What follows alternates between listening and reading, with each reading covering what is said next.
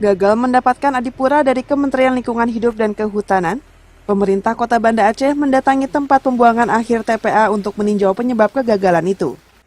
Wali Kota Banda Aceh Aminullah Usman Jumat ini memeriksa kondisi TPA yang berada di Blang Bintang Kabupaten Aceh Besar itu.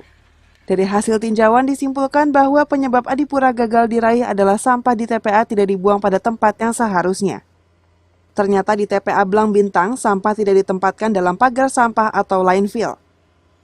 Dan inilah penyebab Banda Aceh gagal mendapatkan adipura tahun ini yang sudah 9 kali direbut Banda Aceh.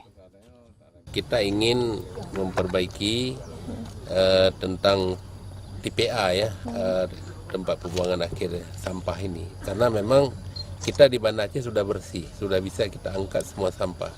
Tetapi sampai di TPA ini masih masalah. Kita belum membuang di TPA itu pada tempat yang sebenarnya. Di sana sudah ada lubang yang dipersiapkan, jadi sehingga lubang ini tidak digunakan ya.